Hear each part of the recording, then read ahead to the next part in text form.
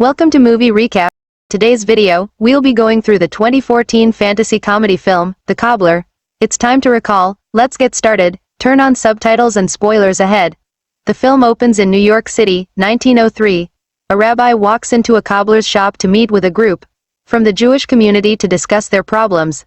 The cobbler is given the shoes of a man who is causing them trouble and he takes them to his stitching machine for repair. His son watches the repair as the cobbler tells him the story of how they acquired the stitching machine. His grandfather did a good deed for a vagrant and the next morning, the vagrant was gone. But a stitching machine had appeared. Fast forward to present day, Max owns a repair shop. Outside, he watches a girl called Taryn with her boyfriend Emiliano. The owner of the barber shop next door joins him and asks about his love life and also asks after his mother. A girl called Carmen walks into the shop. She is trying to drum up support from the local businesses as developers are trying to force out the local residents. He suggests that maybe he should sell, but she inspires him with a speech about how his shop is part of what makes the city special. She gives him a leaflet and asks him to get involved with a protest supporting an old man called Mr. Solomon, who they are trying to evict from his home. After work, Max goes home and prepares dinner for his old mother, Sarah. The following day, a rude man named Leon comes to the shop. As Max cleans his shoes, he admires Leon's watches. He says he has many and leaves some shoes for Max to repair. He says he'll be back at 6 p.m. to collect them. During the repair, the stitching machine breaks. And so he goes to the basement, uncovers an old stitching machine and uses it to complete the repair. At the end of the day, he's waiting for Leon to collect his shoes. He notices that they are his size, 10.5, the same as him, so he tries them on. As he looks in the mirror, he sees Leon's face staring back in his reflection. As he removes the shoes, he is returned to normal. He tries the same thing with other shoes but nothing happens, so he goes back to the basement and uses the old machine to stitch another pair of shoes. When he puts them on and looks in the mirror, his appearance is changed again. He tries again and again, taking on the appearance of many others, including a now dead man and a transvestite called Marcia. The following day, he returns some shoes to a news reporter called Danny Donald from the news who leaves him with his card. Max tries out his new ability. He walks into Jimmy's shop and isn't recognized. He wears the shoes of an Asian man and hangs out in Chinatown. He eats in an expensive restaurant, changes shoes in the bathroom and leaves without paying. He steals the shoes from a man with a nice car and retrieves them from the valet. When he arrives home that night, Sarah asks about his day. He asks her if she could do anything she wanted. What would it be? She says it would be to have dinner with his father once again. His father Abraham left them some years ago. He goes to the closet and takes some of his father's shoes. The next day, Taryn comes into the shop with Emiliano's shoes for repair. He uses the stitching machine and impersonates her boyfriend. He goes to the bar to pick up girls, but when he leaves with one and tells her that he lives with his mother, hearing this, the girl leaves him. Max sees Emiliano outside his apartment and slips off his shoes quickly. As Emiliano leaves, Max rings the doorbell and Taryn lets him in. She asks him to join her in the shower. Then, he eagerly starts to take off his clothes until he realizes that once he takes off even one shoe, he will no longer be Emiliano, so he leaves. At home, Sarah is watching a TV report hosted by Danny. It features Carmen and Mr. Solomon at the protest. The next day, Max runs into Carmen in the street. She asks him again to get involved. Later, disguised as a kid, he watches her in her office. He finishes stitching his dad's shoes, puts them on, and looks in the mirror. That night, Sarah is all dressed up, ready for dinner. Max walks into the room, disguised as Abraham, and spends the evening with Sarah. He puts her to bed, says goodbye to his father's reflection, then puts the shoes back in the wardrobe. The following morning, he discovers that his mother has passed away. At the funeral, Jimmy tells Max that he was a good son. Leon returns to the shop to collect his shoes. He is very insensitive concerning Max's mother's death. Max asks for the ticket, which Leon has lost. Leon demands he finds his shoes before tomorrow, or he'll be reunited with his mom.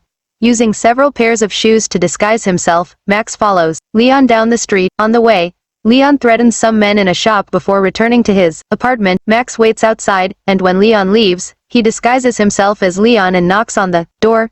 Leon's girlfriend Macy answers. She is angry with Leon as he had hit her and says she is leaving. Once she is gone, Max searches the apartment. He finds a bag containing guns and weapons and accidentally tasers himself. He regains consciousness some time later, but as he attempts to leave the apartment still disguised as Leon, he meets actual Leon at the door. Leon tries to strangle him, but Max uses the taser to knock him out. Max ties him up, and when Leon regains consciousness, Max, now disguised as the kid, demands to know where the watches are. When Leon won't tell, Max leaves the room and returns disguised as Marcia, wearing size 10.5 red stiletto heels. Leon is nervous and tells Marcia where the watches are hidden. Max finds them and puts them in his bag. Suddenly, there is a knock on the door. Leon says that it is his boys, and they're all going to pick up $50,000. Max leaves Leon tied up and goes with the boys disguised as Leon. On the way, the boys take him to a building where a guy called Rat Prick is being beat up.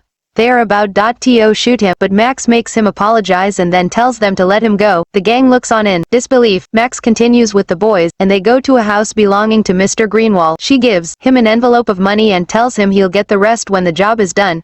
He returns to Leon's apartment disguised as Marcia, but Leon has escaped and holds a gun to him. Leon hits Marcia with a dot and tries to choke him to death, but Marcia manages to kick off one of the shoes, and Leon reels back, startled. As Marcia becomes Max, they continue to struggle, and Max uses the shoe that is still on his foot to stab Leon in the neck. Leon collapses to the floor, dead. Max runs out of the apartment and goes home. The following day, he wakes up and goes to the police to report the murder. He tries to explain what happened, but they don't seem to believe him, especially after they go to Leon's apartment and there is no sign of the body or blood, shoes, money or the weapons.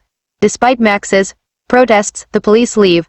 When Max returns to his shop, the bag containing the shoes, money and the weapons is waiting for him. Jimmy comes out to see him and asks what's going on. Max tells him that is going to give the money back. Jimmy warns him that he saw this kind of erratic behavior from his father shortly before his disappearance. He says that he'd gotten into trouble with bad people who said that they would hurt him and his mother. Max is angry that Jimmy knew this all this time and never said anything, but Jimmy says that his father had made him promise not to. Disguised as Marcia, Max returns the money to Mrs. Greenwall and says that Leon can't do the job. She gets one of her assistants, Brian, to knock Marcia out. He awakens in the back of the car and overhears Brian talking to another assistant, Jeffrey, about torching the place on Grand Street tomorrow night. They notice a smell in the car. Max is changed into the shoes of the dead man. Brian and Jeffrey are startled by the sight of a zombie in the back, and they crash the car. Max escapes. The next day, Max is in his shop when he notices the leaflet that Carmen had left him about Mr. Solomon, the old man that is being forcibly evicted on Grand Street.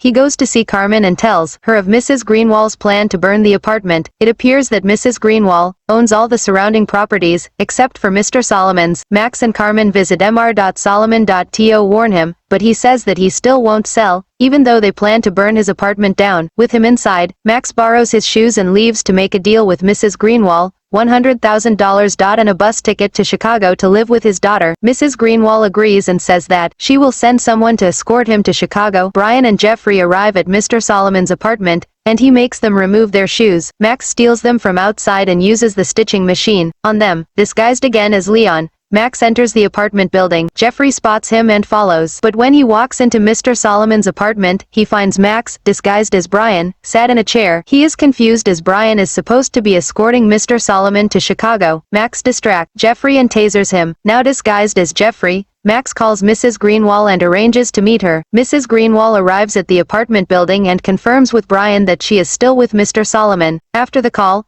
Brian is arrested at the bus station, and Mr. Solomon continues on alone. Mrs. Greenwall encounters Carmen leaving the building and, confused, she goes up to the apartment. Max, disguised as Mr. Solomon, is waiting for her. He tells her that Brian was lying as he paid him off. She threatens that if he doesn't leave now, she will burn the place down and have his daughter killed. Suddenly, from the room behind, Danny Donald walks in with a camera crew. He filmed the whole exchange. The next morning, Taryn comes to collect Emiliano's shoes. Carmen also arrives and asks Max how he did it, but he doesn't say. She asks him for dinner next Friday. He agrees and she gives him her number. Now disguised as Leon one last time, Max visits Macy and gives her Leon's watches to sell. When he leaves, he is stopped by Ratprick, who forces him into a car at gunpoint and says it's time for payback. They tell him that he looks and smells like crap. Suddenly, the car is hit. Sometime later, Max regains consciousness at Jimmy's shop. Jimmy says he found him and pulled him out of the car. He says that he knows everything and that it was him that got rid of Leon's body from his apartment. He sits down, slips off his shoes and becomes Abraham. They hug, but then Max is angry that his father never told him sooner. Abraham says that it was too dangerous before. They go to the basement and he reveals a huge room filled with shoes belonging to many different people. Abraham tells him that they use them to help other people and that this is his birthright. He then says that he can't leave through the front, looking like he is, so they have to leave through the back way where a chauffeur-driven limo is waiting for them. Abraham proceeds to tell Max about the vagrant and how their family acquired the stitching machine as they drive off into the city. Thanks for watching. Please like and subscribe and click the bell icon to get new movie recap.